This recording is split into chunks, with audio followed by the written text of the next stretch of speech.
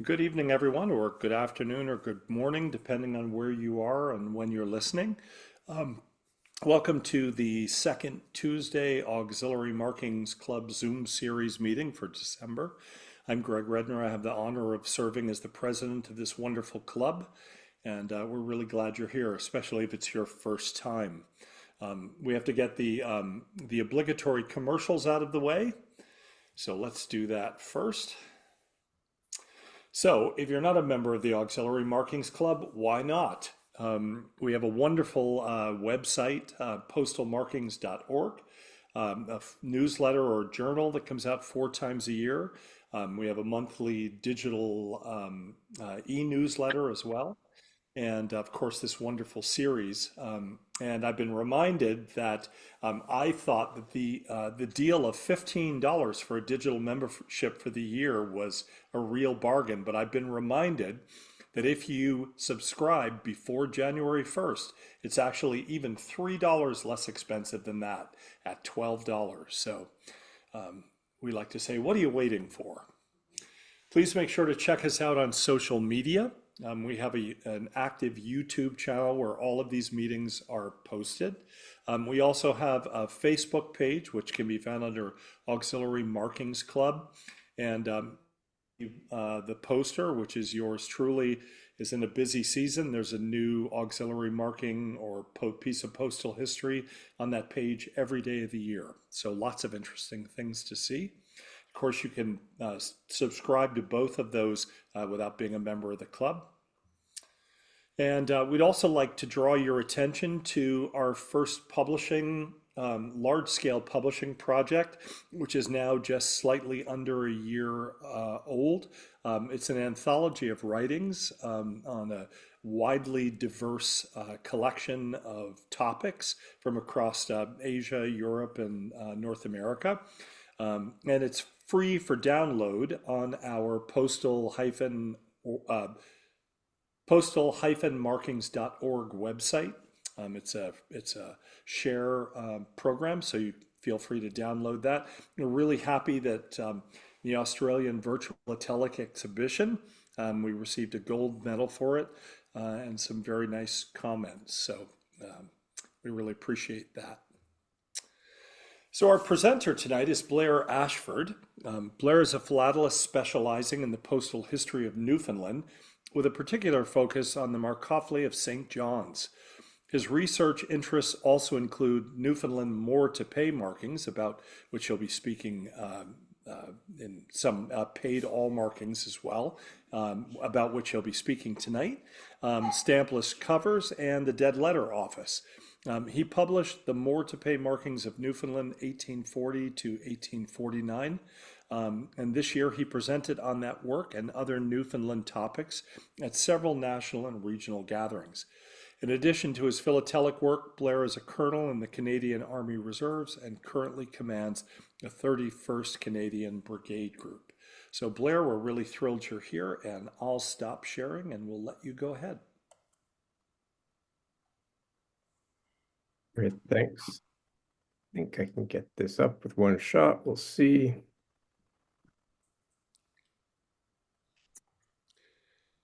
I should just say, if you don't mind muting yourself unless you have a question, that would be great.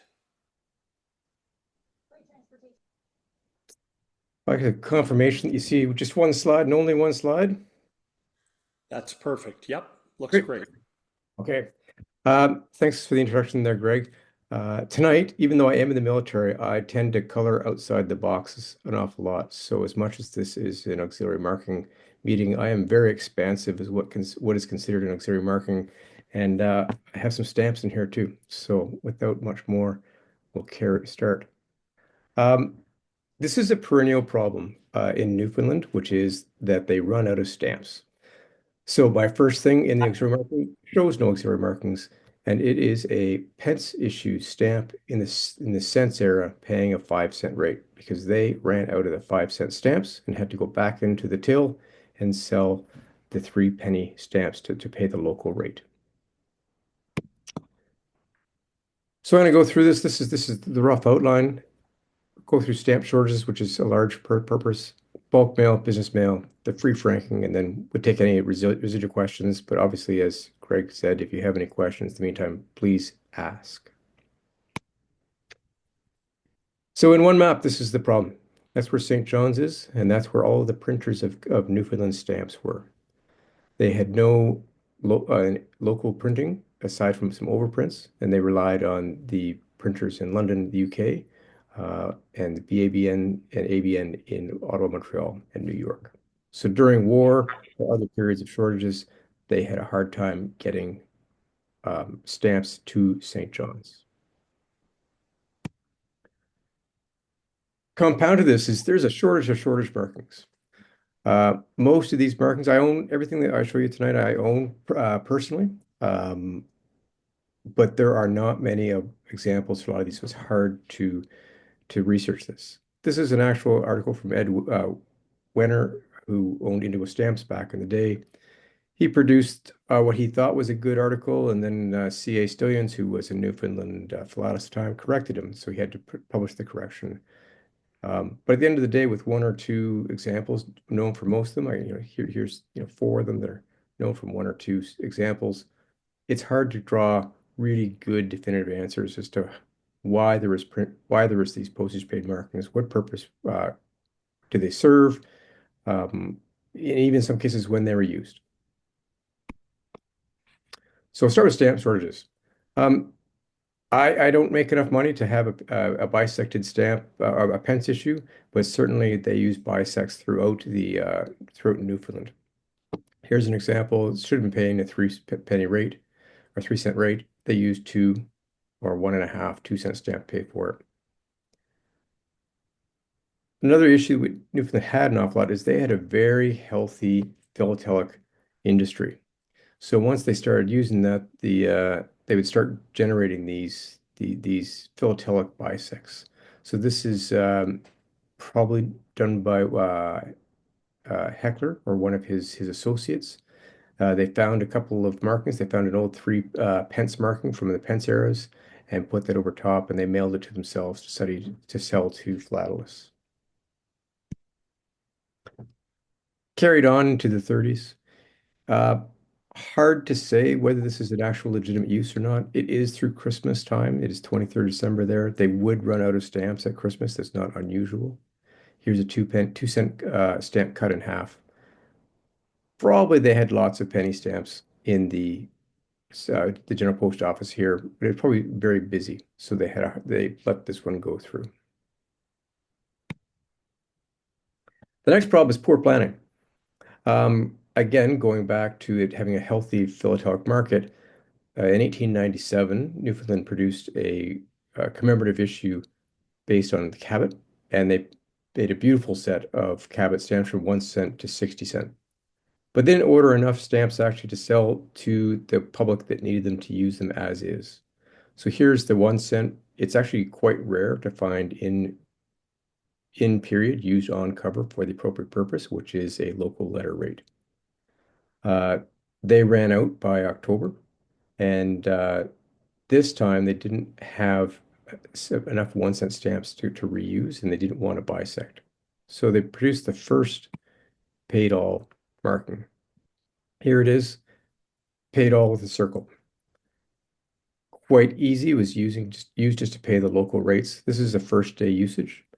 Um, but again, being a good philatelic nation, within no time at all, they were producing them. Le Monsieur was a well-known philatelic agent there. He ran down to the post office, paid a penny a stamp, made these things. So these are quite common in the hobby. The next real shortage happened when they had a war. War happened, they ran out of money. Newfoundland was late putting in war taxes, came in May of 1918, but they didn't have the 3 cent stamps. They added 1 penny onto everything, the 2 cent rates for virtually everything, inland, local, as well as into the empire, was now 3 cents, and they ran out of stamps. So this 3 cent stamp here is a reprint from the 1898, I believe, the royal family issue, and they were able to get that up from New York. So while the stamps that should have been used in 1918 all came from England, they decided not to go there, and went to the States to get these reprinted.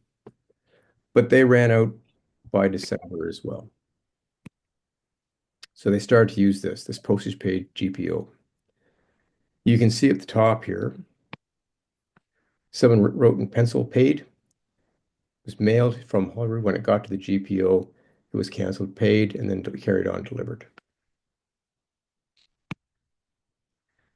Of course, you couldn't put a marking on for external mail, so they still kept these 3 pennies stamps to use outside of Canada.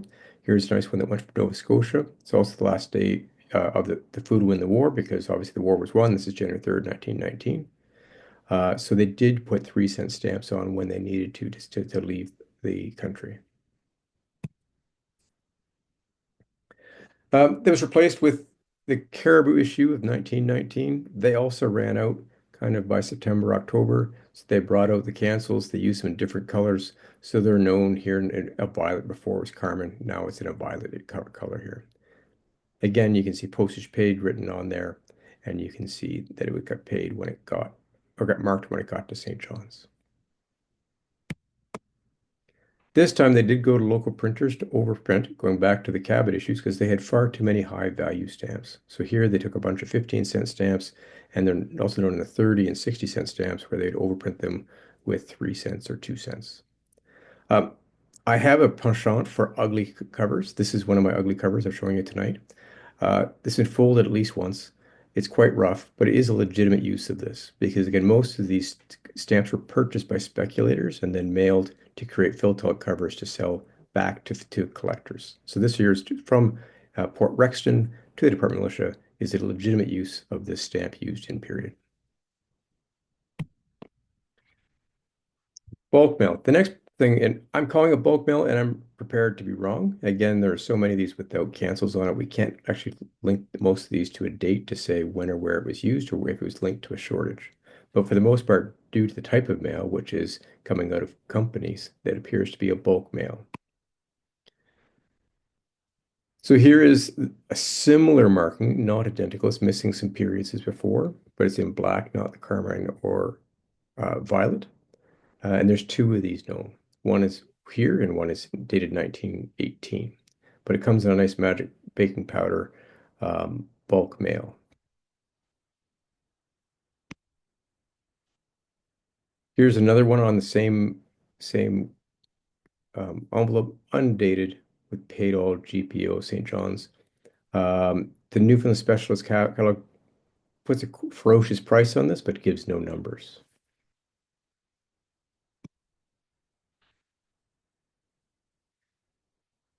Around 1919, the middle of the year when there should be lots of stamps, this postage paid GPO stamp came out. It has NFLD at the end. There's 2 known, and it may very well. This is on the telegraph company, so it may very well have been used just by the telegraph company. But again, with only 2 known, it's hard to draw any real um, definitive answers as to who was using it or why. Shortly thereafter, uh, this printed in carmine. It is NF, not Newfoundland, NFLD. This was thought to be non-existent or lost, but it reappeared in 2014. Again, nice and ugly, nice little tear in there, but when it's 1 of 1, I will take it. This one here has it in green. There's 2 known in green from 1920. This has a fantastic philatelic story. So this was reported in Huber as saying that yes, the postage paid GPO St. John's NF was known, and it was known in green. So Huber stated this with, like a lot of the writers did in the early 20th century, with great confidence and with little evidence. Where one of the Meyerson brothers, who was early BNAP's a member, who wrote the Trail of Caribou and the BNAP's articles, did not believe it existed because he could not find one. So he randomly ran into Hubert at a hotel in Pittsburgh and told him he thinks that he's wrong and it doesn't exist and it should be taken out of his book. To which Hubert says, "Oh no, I own one. I'll mail it to you, so you can take a look at it." So he did. He mailed it to him. Said, "Yep, there it is. It's in green," and handed it back to his secretary and said, "Can you just mail this back to Mr. Hubert, please?" To which he said, "No problem. But it's an oversized letter. It wouldn't fit in the envelope. So then she went and folded it, which you can see the crease at the bottom there, and folded up, stuck it in an envelope to mail it back to Mr. Huber, to which point he wasn't terribly happy with it and made Meyerson purchase it, to which he did.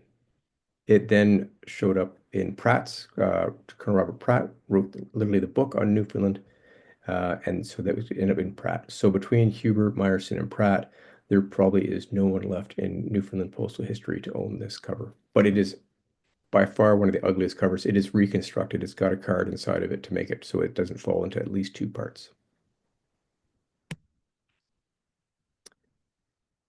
Here's a square postage paid GPO, St. John's, Newfoundland.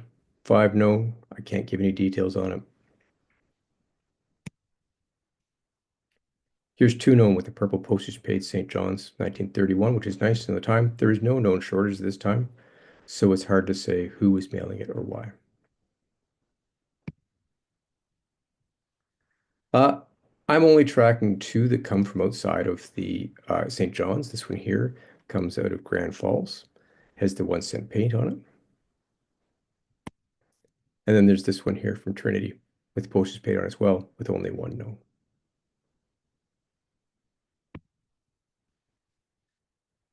This triangle marking is rare. I have 2 examples of it. It has postage paid on the outside, GPO in the middle, and St. John's, Newfoundland, the bottom. 2 that both that I own are both to the Reverend Kirby here, and they're both in green, which makes me think it came from the same place. Um, no other information there. Potentially it came from a church, potentially it came from someone who was just writing um, to the good reverend. But there's no way of understanding who actually has it or who had it created. But what they did do is they used it in the war later on for Canadian Army mail. But they wanted to censor it. They didn't like the fact that St. John's, Newfoundland down below, so they took a knife and they cut the rubber out of that. And you can see below GPO there how they have imperfectly cut it out. And so that you can now no longer know where it had come from.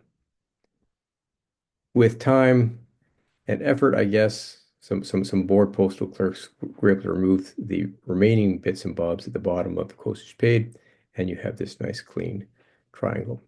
Going forward, I didn't include it, but the Canadian Army did make a number of large triangles based on this postage page GPO to pay postage for the Canadian Army. I did not include that in this talk, though, since it is a more appropriately a Canadian Army and not a Newfoundland one. After the war, they actually used bulk mail machine markings. So this went through a slogan machine, has postage paid GPO on that, and they'd use it throughout the year. Often with bulk mail, either with their stamps or this postage paid, they would remove the data hub. There was no time sensitivity to its mail, so that they would then go through and remove that so you couldn't complain about how long it took to get to you. Helpfully, though, someone had written down there that they got it the 9th of December 1944, so we know it was somewhere during the war. Here's an interesting one that obviously they ran through all the bulk mail and then ran through some extra stamps in there. And here is a 5 cent caribou stamp that got postmarked by the postage paid on the first day of use. Shouldn't have been used for outside of Newfoundland. Like I said, it's only legal for use inside the country. So this is a one of 2 that I know that got 5 cent stamps put through the postage machine and sent outside the country. Again, this is the first day of use of this postage page marking, so I suspect they weren't quite up to speed as to when you should or shouldn't use it. And so I have a number of canceled stamps from the same time frame here. My last bulk mail here is a householder marking. Um, they could pay in bulk. I don't know why they went through and put a penny stamp on every single one of these. It would have taken them a while because householders obviously go to every house, in this case in Bishop Falls, of which there was like 300 or 400 people at this time. So someone went through and put $3 worth of penny stamps on each one of these. Interestingly, it's right before Confederation with Canada, and it was extolling the benefits of joining Canada and why you want to join Canada, and leans heavily into how we're going to give them uh, baby bonuses, etc., etc. This is the only householder mail I've ever seen. I've shown this to Dave McLaughlin, and he was not tracking that there was any in Newfoundland either. So nice, ugly cover. As far as I'm aware, it's unique. Business mail. This is some really well-known unstudied areas in Newfoundland. And what it is there seems to be two companies, the Air and Sun, um, and J.K. Nolings, who was able to just have mail sent to them free, and then they would pay it when they received it. So it's like a business reply, but it was done without any agreements. There's nothing in any of the circulars or the almanacs. There is nothing indicating this was a real deal. It was accepted, but there is a significant, I don't know, significant. There's enough mail that we can say that it did happen. So here's a nice example of an Aaron Sons has the paid written at the top right and the date that they had paid it. So there's the paid, yeah. Here's the J.K. Nolan. Again, at the top there, you can see PP for postage paid, and then it got sent to them. Interestingly, they could because both these organizations were basically mail order companies that did a large business to the outports, and they'd send um, items to the outports, and then obviously this is money to pay for it. The registers would also get paid. So here, 8 cents pays the 3-cent local or the inland rate plus the 5-cent registration from New Perlican, and it got in there, and then they paid both. Another ugly cover. This one here, you can see it was paid, but you can see here there is something that's been scratched out. I was able to kind of pick it up here and really look at it with some bright light. And it certainly looks like there was a T5 in there, that it was somehow paying a short rate on that. Um, I don't know what 5 cent would be paying. At first, I thought this was because they got it for being registered. It was a compulsory registration, but at this time, compulsory registration was still a double rate, so it should have been 10 cents. And um, anything else, if it was short postage, it should have been double. So it should have been 2, 4, 6 cents. So fascinating. I collect short paid mail, so I'm always interested as to what the posties are doing when they do things. And I do know from that other mail, you can't always figure out just because they're marks as to what they're doing or how they're doing it.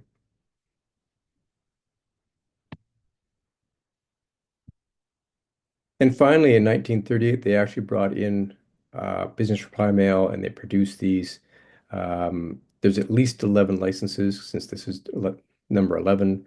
I've been able to track down 4 of them by owning 3 of them and finding one of them listed in the newspapers, but there are still 7 more that I don't know who they were to or from or why. They're all rare.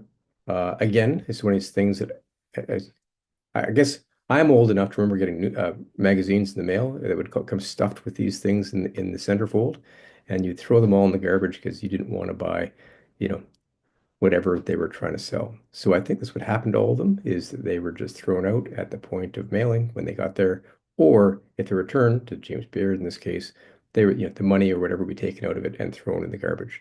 And clearly this one was saved out of a garbage can somewhere. Um, and so they are rare. I have all 3 of the knowns. I have all 3 of the knowns, and they're 4, 5, and 1 known. So they're very rare.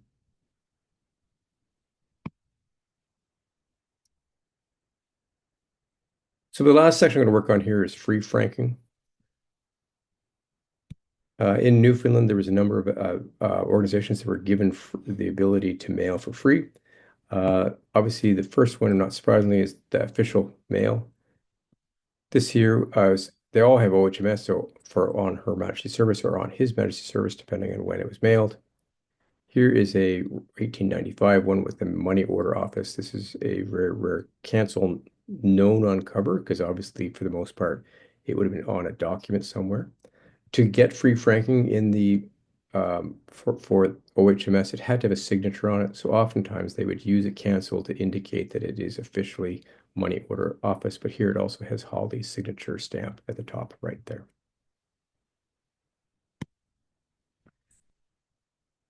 Here's a cashier's office marking. Again, rare on cover, primarily because it probably would have been put onto like someone's receipt or other document. I have them on the back of checks otherwise, but this is the only one I have on cover. Not sure why they crossed their OHMS to put on postal service. Maybe someone was a Republican there, didn't want to talk about being on at this time His Majesty's service.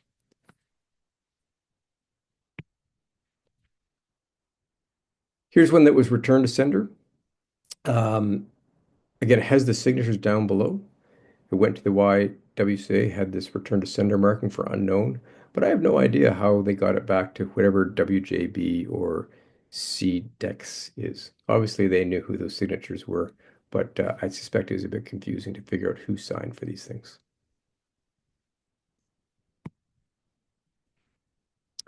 Would they have been looking at the contents? Possibly, but there's no other dead letter markings on the back. So the return to sender and the finger are both dead letter markings, but there was no seals. There's nothing like that. There's no indication that was sent back in an ambulance cover. Mm. I have a couple patient covers, and usually they have folds down the middle because they were shoved into an ambulance cover. Uh, Now, Newfoundland was small. I think all in there was 50,000 people at this time. So I think a lot of people knew everybody. And so it would be pretty quickly to figure out whose signature that was. This is a Newfoundland Ranger mail. I've never seen it. It's the only one I've ever seen. The Newfoundland Rangers, Newfoundland was not immune to the misery of Hudson's Bay Company and their abuse of the First Nations and the Inuit in Labrador. And so they originally had the Moravian missionaries up there, and then eventually they handed over to Hudson's Bay Company, who then were responsible for handing out a lot of the food aid, etc., to their Inuit. And the Hudson's Bay Company really made it dependent on how hard they were working and how many furs they were bringing in. So the Rangers were stood up to take away a lot of this responsibility from the Hudson's Bay factors. But they also turned into a paramilitary force. They enforced blackouts during the war. They were similar to, but a bit more robust as a military than the RCMP. 65 members all in, so a very small organization. Gonna sneak in another stamp here. Just because you had the free franking, the registration was not. So here's 10-cent paying registration, the 5-cent is free. So this is one I was picked up recently. Um, just a nice, interesting 10-cent use for that. Um, Obviously, sending stamps, they throughout the history of Newfoundland, Newfoundland did very well sending mint stamps to stamp dealers. So here's one to the Madison Stamp Company. This is one of my favorite covers. I've showed this a couple different ways and times. Um, I don't know why. Someone may have been having a bad day, but they said, no, you can't send this one for free to the US. So the foreign section, which you can see there at the left side, said St. John's GPO FS, sent it back, returned for postage. So they had to go and put the 4 cents on, which is the correct preferential foreign rate, and then remail it under the same cover. Got what two separate cancel machines, one and two separate post offices. So the it came from the general post office, and then it went over to the East sub post office. I don't know who was having a bad day that day. I don't know who decided that they were going to make their friends over at the finance department pay 4 cents. Um, it's a um, bit of a confusing one because the one I just showed you was from uh, it was to the US and didn't seem to be on official business. It was just selling stamps. So I don't know why this there, but very rare marking. That return for postage marking, I've only ever seen it in one other cover, and that was for someone who was trying to put a bisect through the mail that was rejected. So for actually used on cover that got sent through, this is quite a rare marking. Now I'm going to go through, there's a bunch of NGOs that had free franking privileges, and it annoyed the government to no end. The almanacs were full, and so were the letters to the editor just saying how just give them stamps. Like if you want to give them money or a benefit, just give them stamps or give them whatever, but to actually give them free franking, uh, the postmaster just thought that it was too much effort for them to do it. But there are a number that had them. Very few were known. I've been collecting Newfoundland stamps or Newfoundland postal history for 15 years now. I bought these as part of a collection. I've never seen them outside of this collection. Um, this is Noania, which is the Newfoundland Outport Nursing and Industrial Association. They're still in existence today, I believe. Um, they make knickknacks and they sell them and they raise money. But here's a Noania marking. I have one more marking here with this different oval. This is 8 days um, after the previous one. So, I mean, I don't know how many they were mailing that they needed two separate types of markings. Like that's a crazy amount that they were needing two markings. The Great War Veterans Association, Newfoundland in World War I sent over people, soldiers with to fight with the British because they did not raise their own army. They attended the first battle of the Somme. It was miserable. They lost, I forget the number, but I think of 800 soldiers, 72 or 73 survived the next day. The first 500 is near mythical levels of in Newfoundland, and they celebrate the first battle of Somme July 1st as their Memorial Day, as their Remembrance Day. So the Great Wars Veteran Association had free franking privileges here.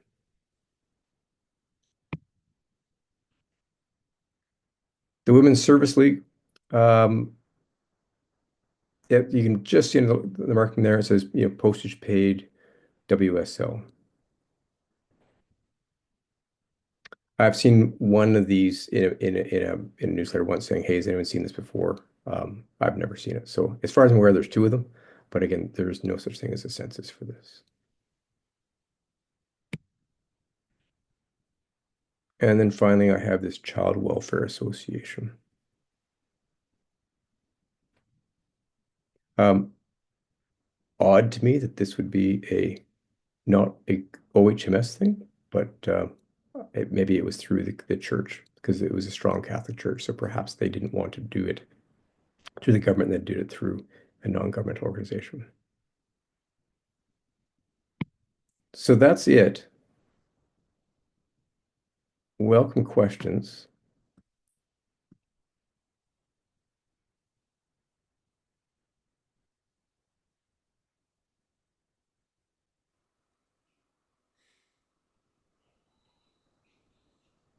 Okay, I think we had a moment there when the internet went out, but just at the end, so I don't think we missed anything, Blair. So that was great. Thank you so much for that. Very interesting. Doug, do you have a question?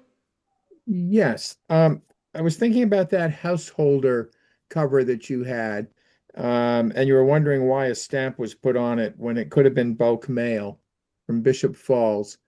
And I was just thinking, nowadays, stamps are considered something that causes people to open the mail because they figure it isn't junk mail. They figure it's, a real person sent it.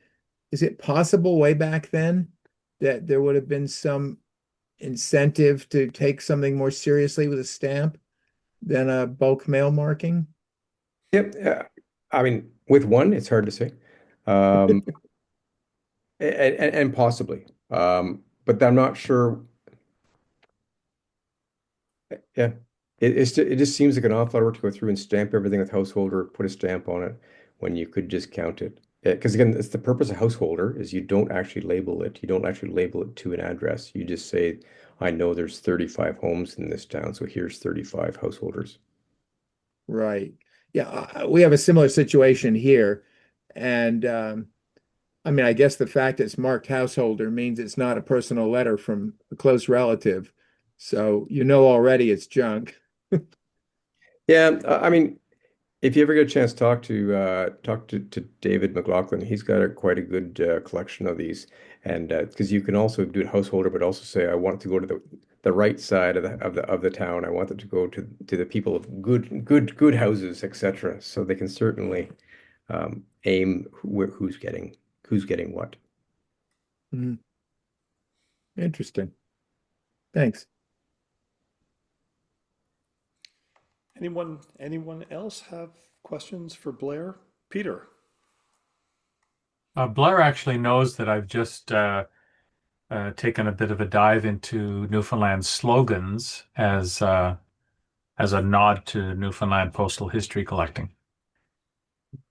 I'm a little annoyed because now I know through this presentation that Postage paid slogan is not in my slogan catalog. So when is a slogan and when is it not? And was that one really just an auxiliary marking?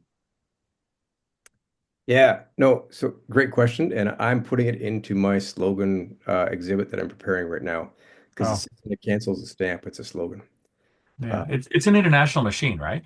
it is. Yeah. Yeah. It's very annoying. Okay.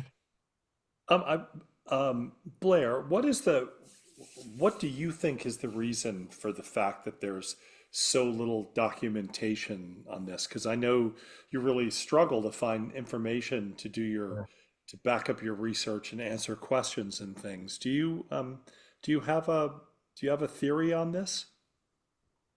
Yeah. So it's funny. Newfoundland post history is rare, and it's because Newfoundland was such a relatively poor country. And so there was a really good market in selling your stamps to people. Like you go to the old papers, there's like sell me your stamps, we'll pay it, cash tomorrow. So a lot of Newfoundland postal history gets cut up and like, the corner gets cut off and sold.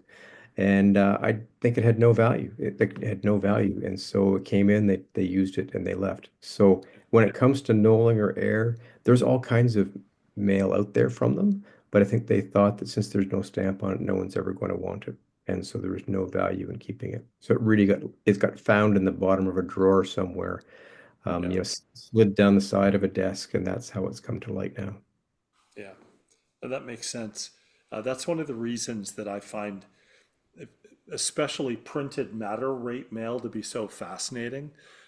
It should be the thing that is at the end of the subject area you're looking at that's under the least expensive category, but it's so hard to find because, as you say, people just threw it in the garbage. Yep.